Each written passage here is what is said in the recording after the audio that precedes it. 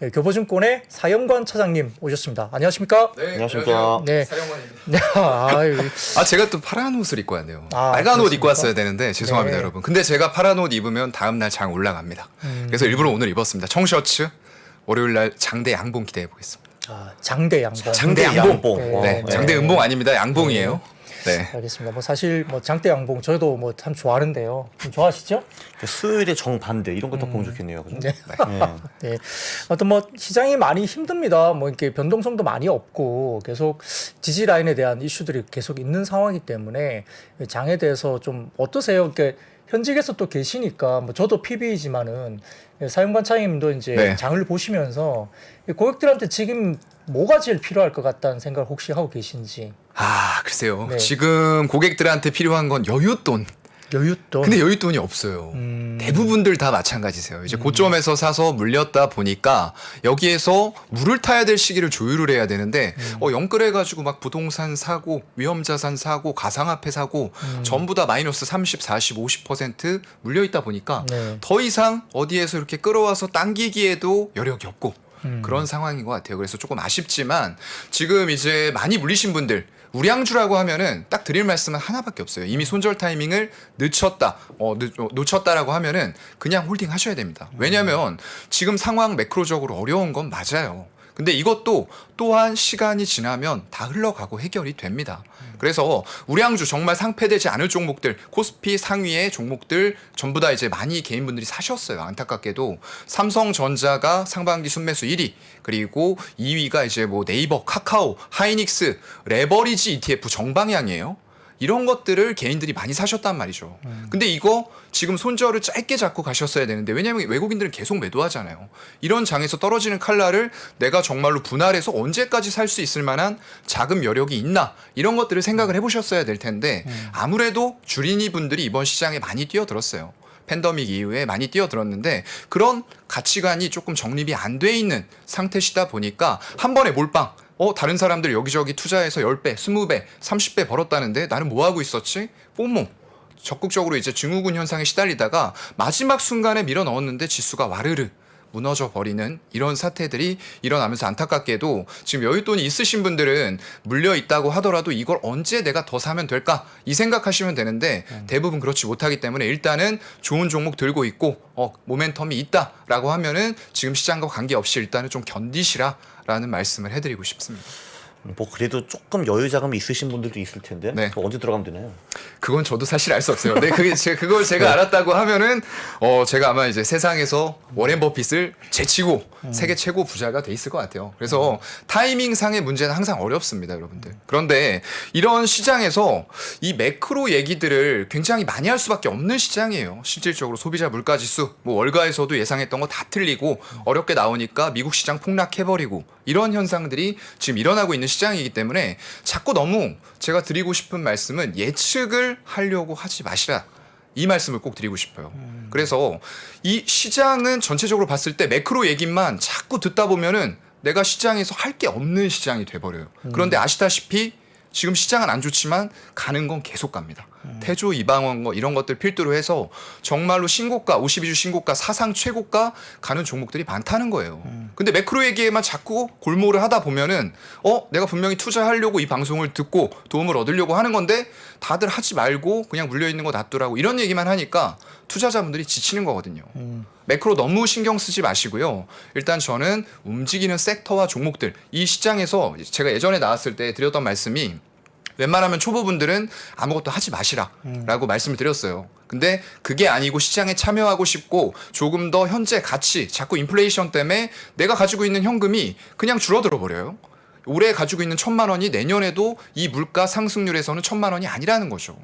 그렇다 보니까 여기에서 투자 수익을 얻고 그 물가 상승을 해지해야 되는데 그게 좀 어려우신 분들은 그냥 쉬시고요. 그리고 시장이 좋아질 때란 언제냐? 외국인들이 결국 돌아올 때예요.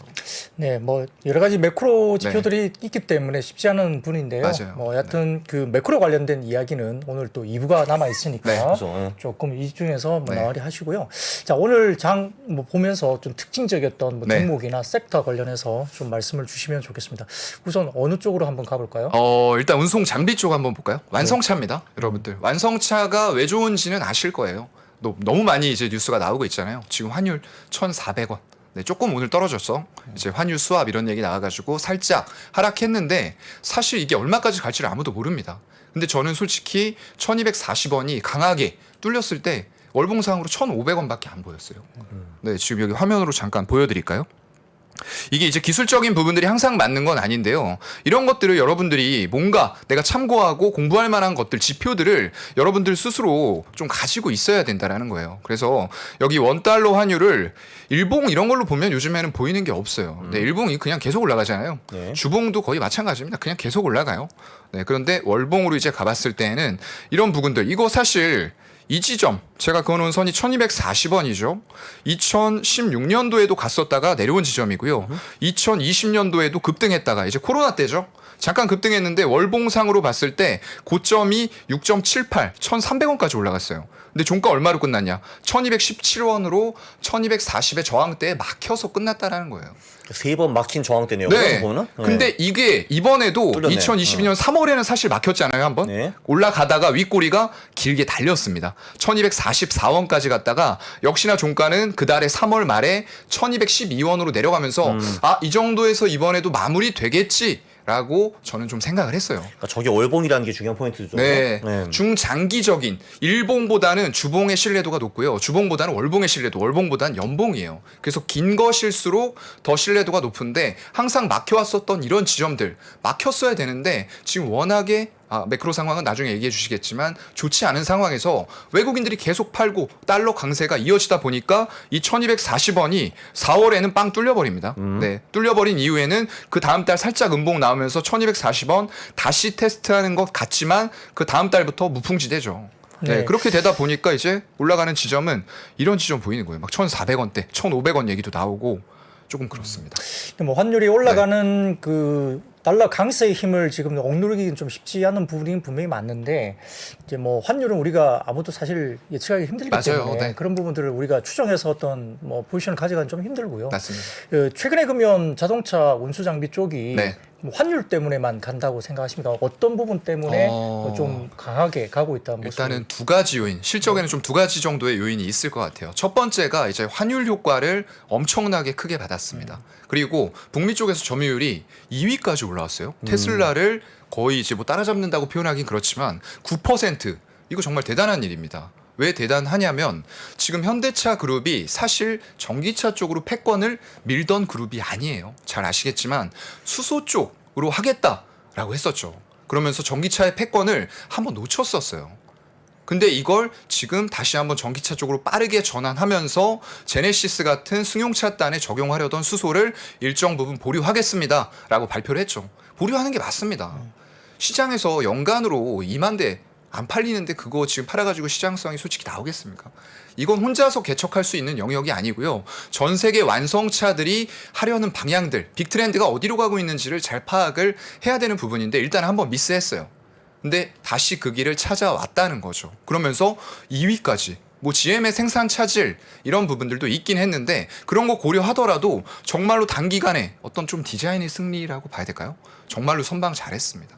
거기다가 형보다 나은 기아까지도 합세를 하면서 첫 번째가 환율 효과로 엄청난 영업이익의 증대가 있었고요. 두 번째는 GM의 생산 차질과 더불어서 전기차를 구매하려는 욕구 수요들이 많아지다 보니까 이런 인센티브 우리가 미국 쪽에서 우리나라의 차량을 팔기 위해서는 딜러들을 통해서 파는데 그쪽에다 인센티브를 많이 줘야지 예전에는 팔아주겠다라고 했어요. 근데 인지도가 올라가고 소비자들이 찾으니까 이 인센티브를 예전처럼 많이 주지 않아도 되는 이런 상황들이 만들어진 거예요.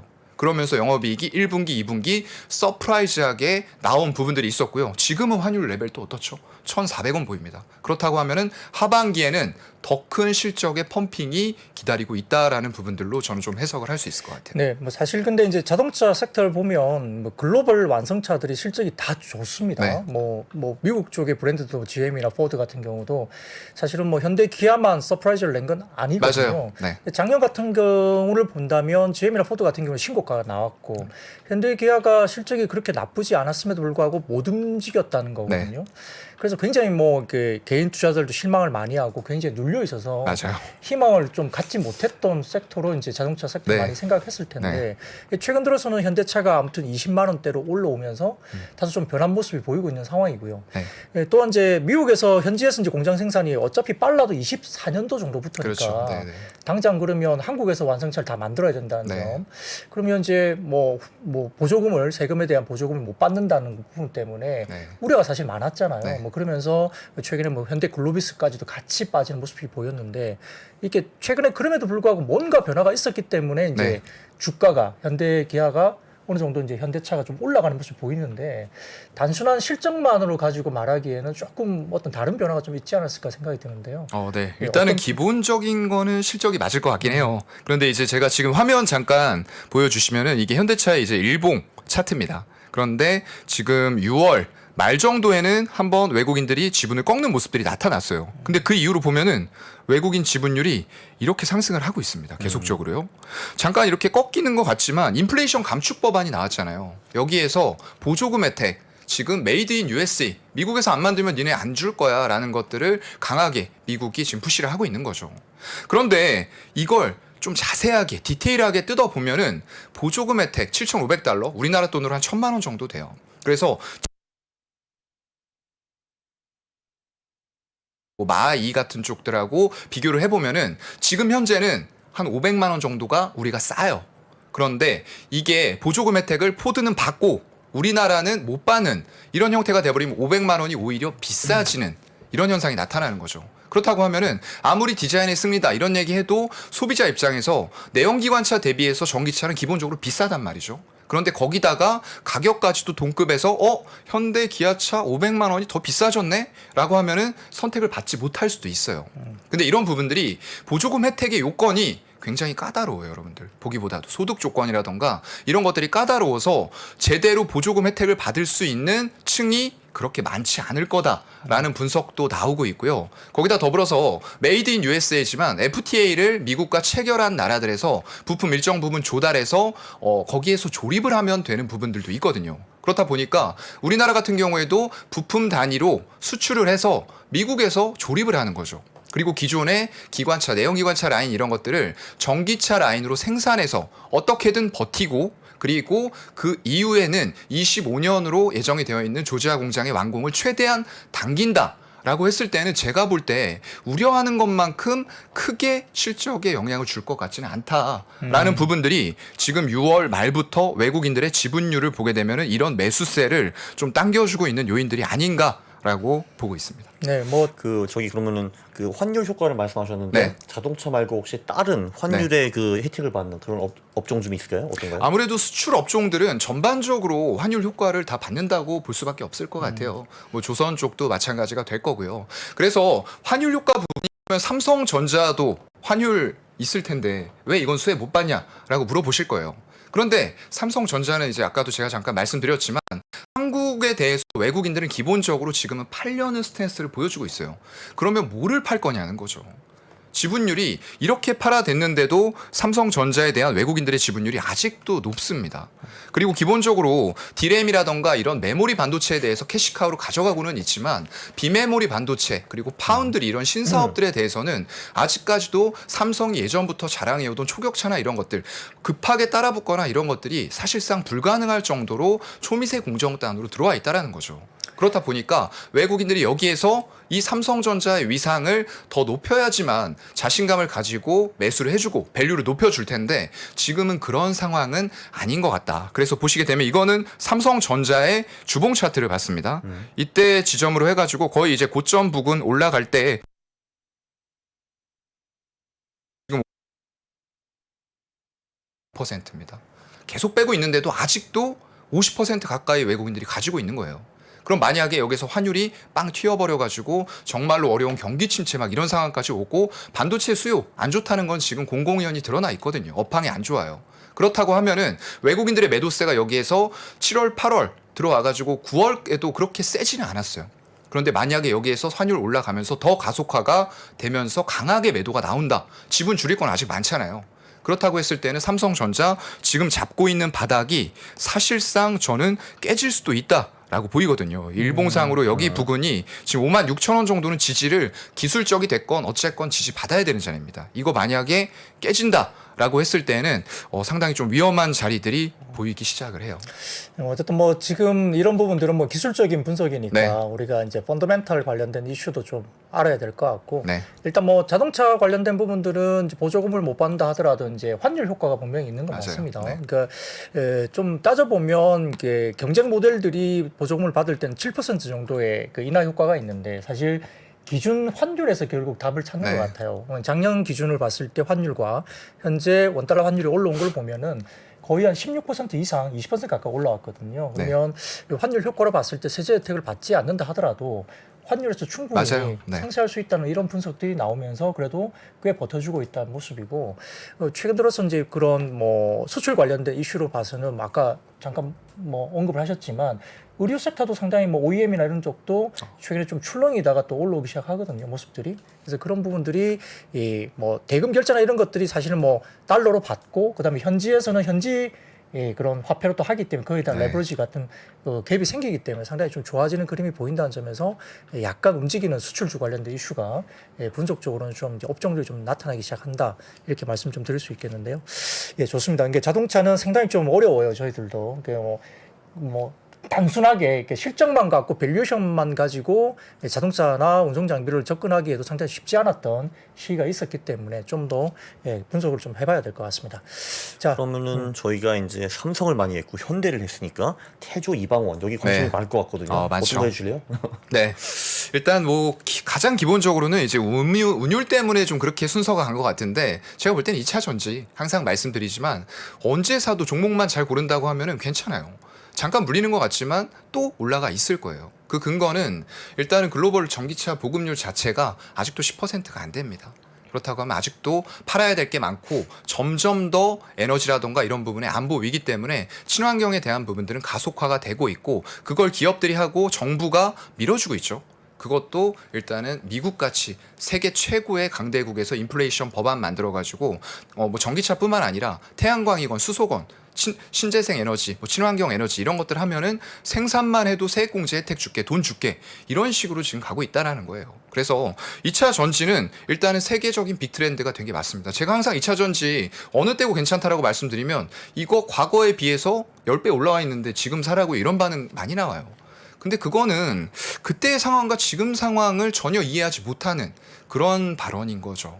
네, 그때랑 지금은 완벽하게 다르고요. 그 기업들의 숫자가 재무제표 펼쳐놓으시고 얼마만큼 변화하고 있는지 그리고 얼마만큼 가속화가 되어가고 있는지 이런 부분들을 여러분들은 좀 체크해 볼 필요가 있다라고 생각이 되고요. 아직도 전기차 보급률 10%밖에 안 됩니다. 갈 길이 아직도 멀었다라고 저는 좀 말씀을 드리고 싶고요.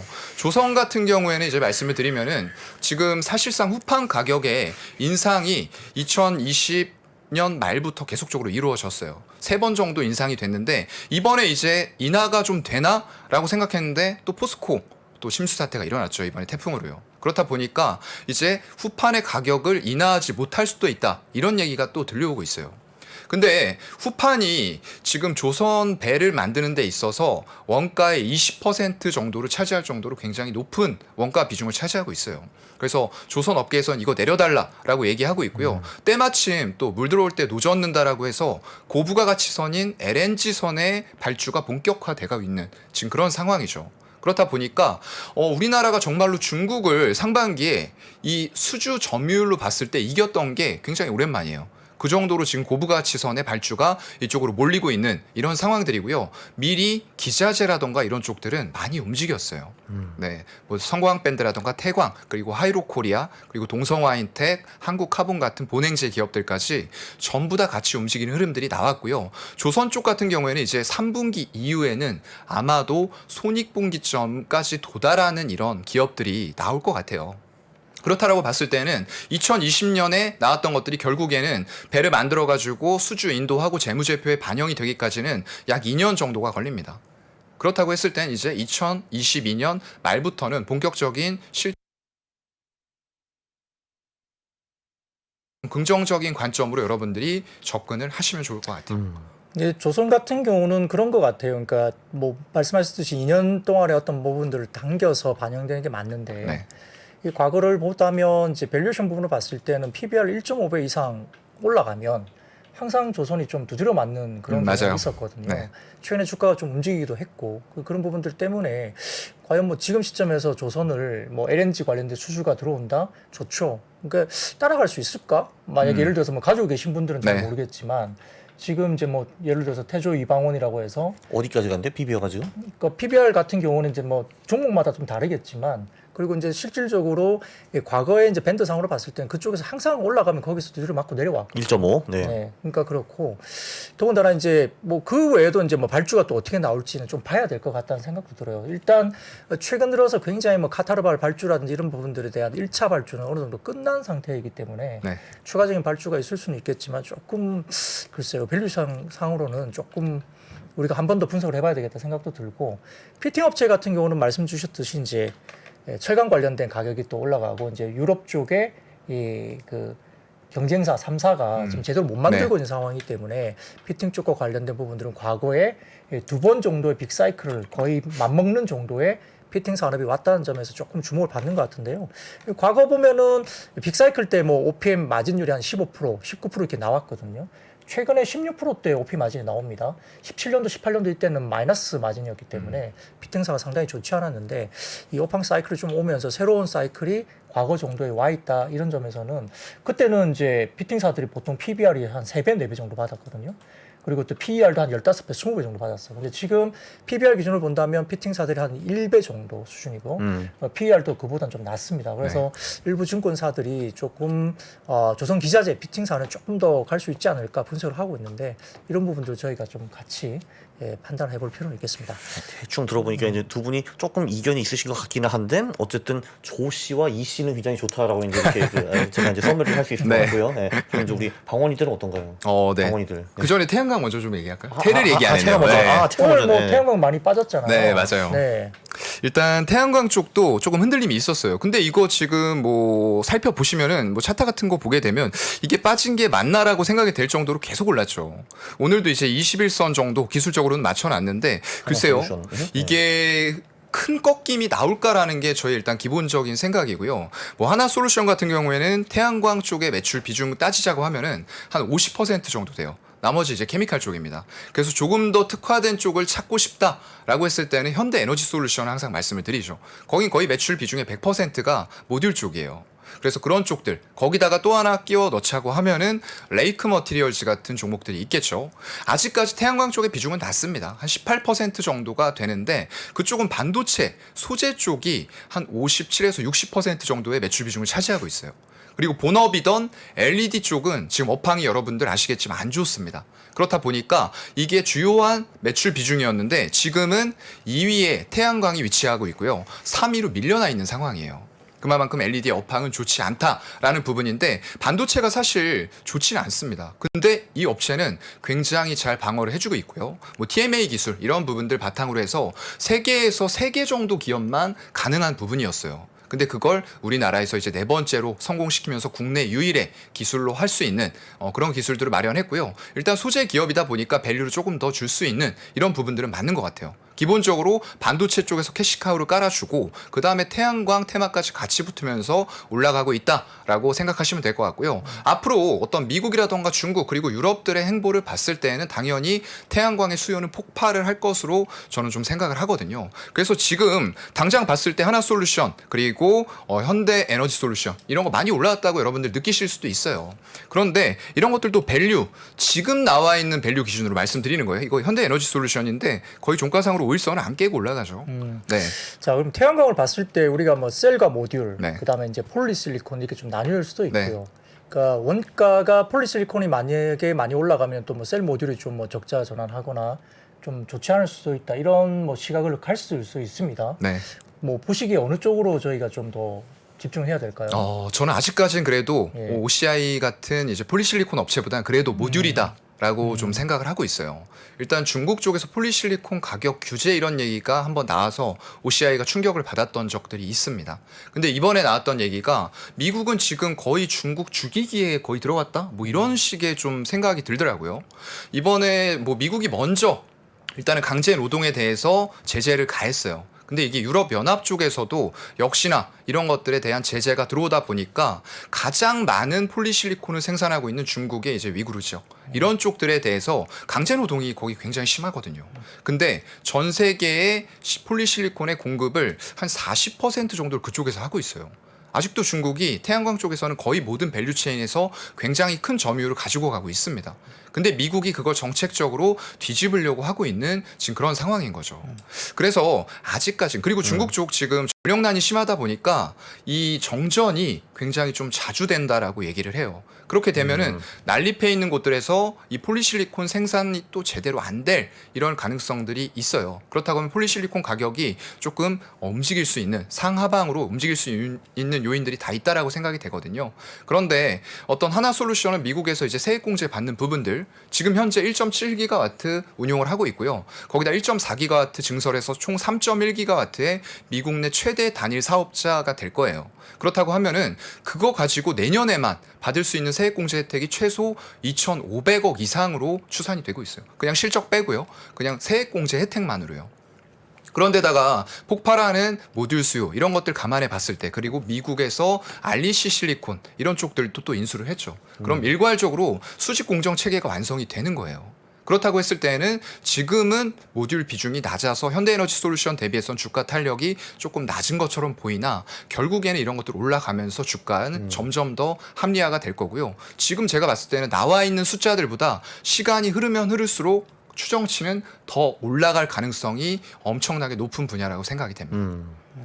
뭐 개별적으로 봤을 때는 사실 뭐 이런 뷰도 있습니다. 지금 이제 그 윈장 시구루 그 신장 위구르죠. 신장 위구르. 네. 그쪽과 관련된 뭐 유럽 쪽에 제재가 들어온다는 말이 있었잖아요. 어젠가 그젠가 있었기 때문에 그래서 오히려 이제 중국 관련된 업체들이 급락을 하고 그날 이제 한국 시장에 뭐 OCI는 뭐 특히 이제 폴리실리콘 관련된 이슈가 불거지면서 급등을 했지만 일부에서는 이런 시각이 있습니다. 뭐 중국 쪽에 태양광 관련된 종목을 좀 오히려 팔고 한국 쪽에 뭐 셀 모듈이나 폴리실리콘을 굳이 구분하지 말고 같이 보자. 롱 쪽으로, 그러니까 사는 쪽으로 뭐 그런 시각도 있다는 뭐 시장의 어떤 반응도 있었기 때문에 한번 지켜봐야 되겠는데, 근데 항상 폴리실콘 가격은 좀 이제 문제가 되는 것 같아요. 너무 비싸면 중국이든 유럽이든 미국이든 설치와 관련된 부분들을 이제 캐파를 제대로 못 채울 수 있는 가능성이 높다는 거죠. 부담되니까. 그래서 아까 말씀하셨듯이 이제 중국도 정책적으로 이제 좀 폴리실콘 가격에 대한 정책적인 조정이 좀 있을 수 있다는 언급들이 나오고 있는 맞아요. 상황이기 때문에 네. 그 부분도 좀 시장의 변수가 되지 않을까 싶기도 합니다. 자, 뭐 오늘 대충 저희가 좀 봤을 때 오전에 제가 봤을 때는 2차 전지 장비주들이 좀 반짝이었어요. 네. 뭐 PNT를 포함한 몇 종목들이 계속 좀 2차 전지가 돌아가면서 뭐 셀도 좋았고 그다음에 일부 이제 에코프로나 그다음에 포스코 케미칼 관련된 종목들이 네. 수소나 리튬 관련된 이 그쵸. 정제하는 쪽이 또 좋았고 또 오늘 같은 경우는 오전장에 보면 장비주들이 좀 좋았는데 장비주들은 어떻게 보세요? 아, 글쎄요. 이게 좀 돌아가면서 약간 순환매식으로 움직이는 것 같아요. 최근에는 이제 가장 핫했던 것들은 뭐 폐배터리, 리사이클링 이런 쪽들이 정말로 한참 먼 밸류를 좀 땡겨와서 움직이는 이런 경향들이 있었습니다. 그래서 보유자의 영역이고 신규 매수는 일단 조금 기다려 보시는 게 나을 것 같아요. 왜냐하면 뭐 생각보다 폐배터리가 그렇게 빨리 나올 것 같진 않아요. 제 생각에는. 왜냐하면 보통 1년에 승용차들 운행하는 거 보면은 연간 주행거리 2만 킬로가 안 되는 차들이 굉장히 많습니다. 그러면 그 배터리가 그만큼 빠르게 폐배터리로 나오겠느냐는 거죠. 2020년부터 사실상 유럽에서 본격화됐거든요.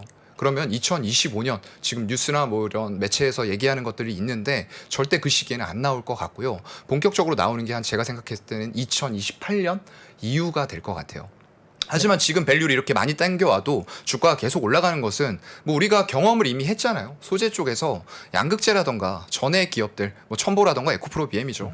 많이 당겨가지고 올라가도 그거 문제 없어. 왜냐하면 이미 빅트렌드 됐고 나중에 숫자 커질 거니까라고 합리화가 됐었어요. 근데 그땐 시장이 달랐죠. 유동성이 많이 풀린 시장이었고 지금은 유동성을 회수하는 시장이에요. 그래서 이런 밸류에서는 따라 들어가면 안 되겠다. 조금 기다려보자라고 말씀을 드리고 싶고 장비단도 결국에는 마찬가지입니다. 계속적인 어떤 수요는 증가할 수밖에 없는 그런 상황일 것 같아요. 다만 여기에 있어서 너무 급등해 있거나 이런 부분들, 왜냐하면 순환매가 아까 돈다라고 말씀을 드렸잖아요. 그래서 너무 올라가는 말에 뛰어타기보다는 조금 더 조정을 받고 내가 어느 정도 선에서는 매수를 해볼까, 이런 타이밍상의 시장의 공부를 조금 더 하시는 게 좋을 것 같아요.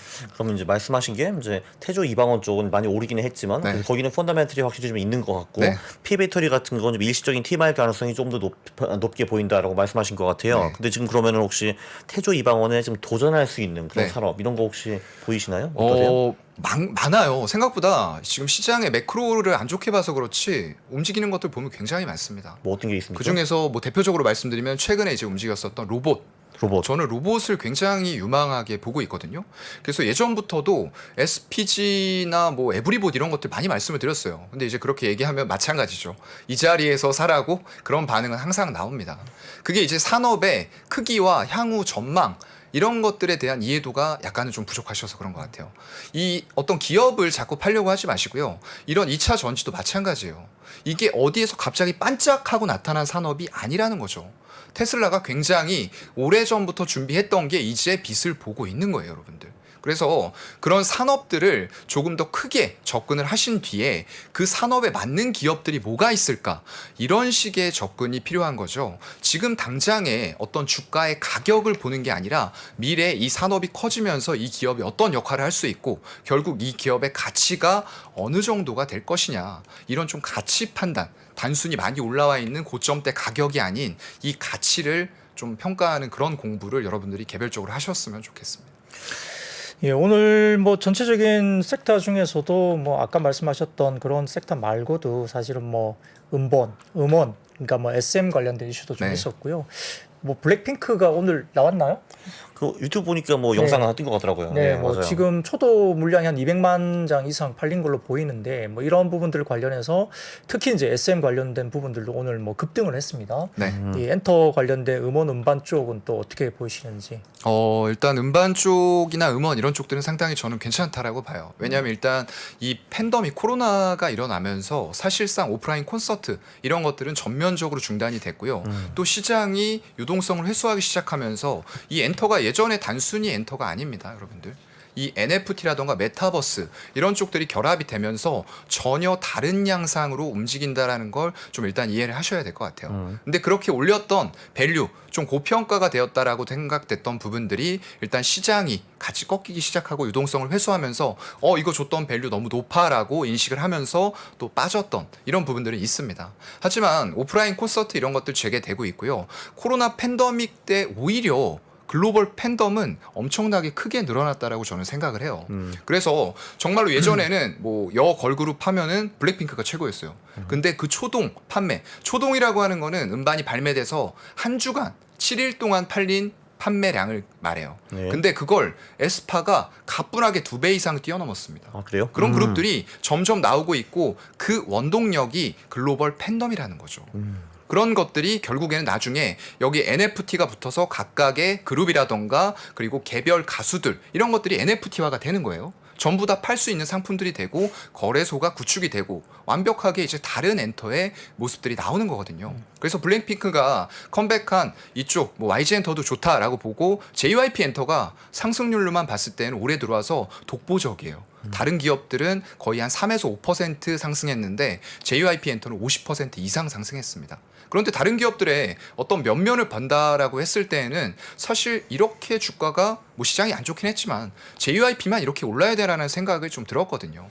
SM 쪽에서는 이제 그게 발목을 잡았던 게 라이크 기획 이런 쪽이죠. 그 집의 구조가 불투명하다 이런 부분들이었는데 그게 이제 계약 관계가 종료되면은 상당 부분의 글로 들어갔었던 영업이익 부분이 이제 이쪽으로 다시 한번 반영이 될 수 있다. 그래서 아무것도 안 하더라도 일단 영업이익이 돌아오고 거기다가 활동할 수 있는 팀 자체가 SM 같은 경우가 가장 많아요. 10팀 이상이기 때문에. 그리고 서로 그룹 간에서 각각 멤버들을 꼽아서 조합하는 이런 콜라보도 굉장히 잘하고 있는 그룹이에요.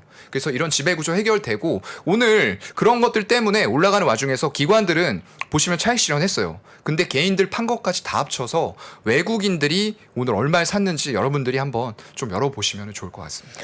뭐 참고로 SM 같은 경우에는 라이크 기획 관련된 이슈가 좀 만약에 정말 해소가 된다면 영업이익단으로 추정이 한 300억 정도 맞아요. 애드업이 되는 네. 걸로 분석이 네. 되고 있죠.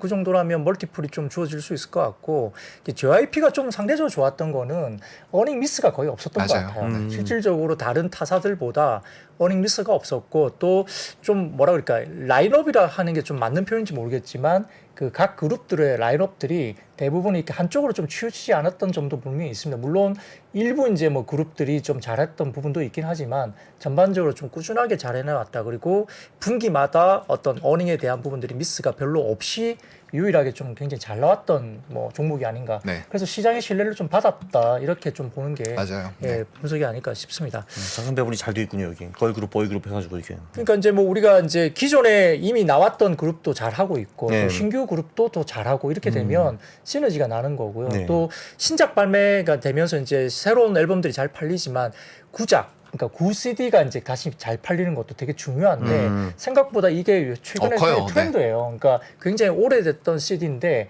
다시 한번 구작이 굉장히 급하게 올라오면서 매출단이 이제 상승하는 부분들이 보이면서 실적단이 받쳐주고 있는 회사들이 꽤 있습니다. 네. 여기 그런 지금 것도. 좋은 말씀을 해주셨는데 네. 이 글로벌 팬덤이 지금 그 팬데믹 이후에 급하게 형성이 됐다라고 했잖아요. 네. 그러면서 노래를 들어보고 이런 쪽들에서 신규 발매 음반뿐만 아니라 그 그룹 좋은데 하면서 싹쓸이를 하는 거예요. 이런 것들이 또 매출에 혁혁하게 기여를 하고 있다라고 지금 말씀을 해주신 겁니다. 네. 그런 부분에서는 아무튼 오늘 라이크 기획과 관련된 이슈가 정말 뭐 우리가 예민한 이슈였잖아요. 네. 그래서 이제 일부 조금 이제 관련된 그 주주 관련된 어떤 서한을 보냈던 쪽에서는 맞아요. 9월 30일까지 이제 좀 추가적인 구체적인 안을 좀 내달라고 이야기를 했기 때문에 그 부분이 좀 뭔가 나온다면 뭐 SM 같은 경우는 좀 멀티플에 대한 부분들을 네. 다시 한번 좀 지켜볼 맞습니다. 필요가 있지 않을까 싶기도 합니다. 뭐 굉장히 중요한 이슈잖아요. 이게 중요해요. 라이크 기획 때문에 사실은 뭐 매각도 잘 안 됐던 네. 이슈였고요. 그게 또 좀 카카오 쪽에서 매각을 이제 인수를 뭐 하지 않는 쪽으로 또 가는 분위기 이런 부분 네. 때문에 다소 좀 모호한 어떤 상황이었는데 아무튼 뭐 급하게 했던 이런 부분들이 나오면서 SM이 정상적인 또 멀티플을 받을 수 있는 상황이 될지 한번 지켜볼 필요는 있겠습니다. 뭐 여러 가지 부분에서 사실은 뭐 시장들이 사실 만만치 않은 시장인데요. 중간중간마다 이렇게 상당히 좀 뭐라 그럴까요? 그 섹터들이 그래도 움직이는 모습들이 보이는 게 그나마 매매할 만한 어떤 뭐 부분들이 좀 있다는 것은 좀 위안을 삼을 수 있겠는데 마지막으로 보면은 저희가 뭐 여행 관련 이야기도 좀 할 수 있잖아요. 네. 그러니까 뭐 전반적인 흐름에서는 지금 일본도 지금 열리고 있고 뭐 맞습니다. 비자 면제. 그래요? 네. 사실 가시려고요? 확정은 네. 가야죠 이제. 가시려고요? 그렇죠, 그렇죠. 네. 저랑 같이 안 가시려고? 같이 가신 거 아니세요? 같이 가야죠. 아유, 작가님은 역시나 저를 꼭 같이 가시자 그러네요. 네, 좋습니다. 좋은데 아무튼 이 기본적으로 봤을 때 우리가 패키지 여행은 약간 좀 네. 여행상으로 봤을 때는 매출단이 오르기가 좀 쉽지 않지만 그건 노잼이잖아 노잼. 네, 네. 패키지는 좀 그런데 네. 이 중요한 부분은 비자가 면제가 되고 이렇게 가면은 이게 개인 여행객이 굉장히 좋아진다는 부분이 분명히 있을 것 그렇죠. 같아요. 네. 예, 그래서 저희가 봤을 때 유럽 관련된 부분도 좋지만 뭐 이런 가까운 쪽, 네. 일본 쪽이 열리는 거고 양국이 지금 서로 이제 주거니 받거니 하고 있는데 맞습니다. 영향이 좀 어떻게 보이세요? 글쎄요. 일단 굉장히 좋은 소식이에요. 일단은 네. 뭐 정확하게는 좀 나와 봐야 됩니다. 지금 일본 당국에서 어떤 발표를 할지 나와 봐야 되는데 일본도 지금 굉장히 경제가 힘들다 보니까 이런 부분들 통해서 조금 타파해 나가겠다라는 정부의 의지도 있는 것 같아요. 그리고 이제 뭐 여행 말씀하셨는데 여행뿐만 아니라 LCC 노선에서도 일본 굉장히 중요해요.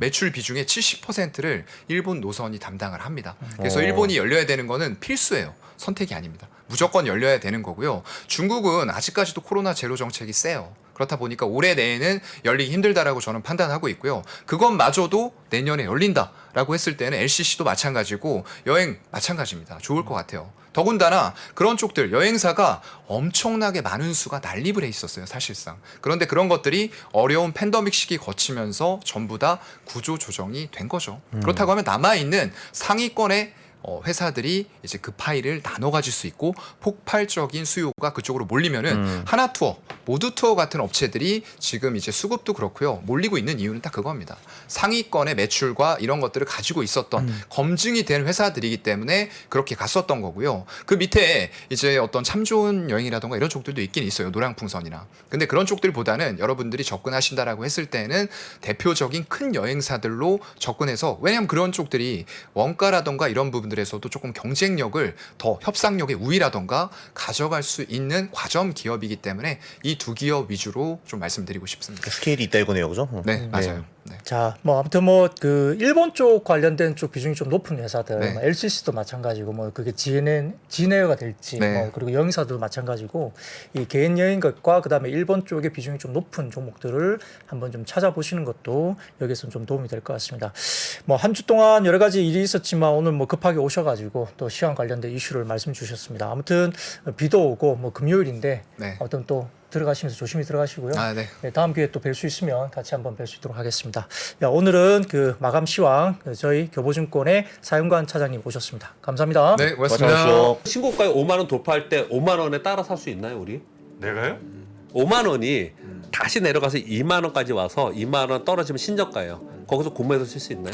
주식시장에 절대 변하지 않는 것이 두 가지 있습니다. 주가의 기본적인 움직임 그리고 투자하는 사람들의 심리입니다. 내가 팔면 오르고 사면 떨어진다고요. 주식에 대한 공부가 모자라서가 아닙니다. 주가를 만드는 투자자의 심리를 모르기 때문이죠. 하락장의 공포를 이기는 5가지 실전 투자 심리 전략. 박병창의 돈을 부르는 매매의 심리에서 지금 확인하십시오.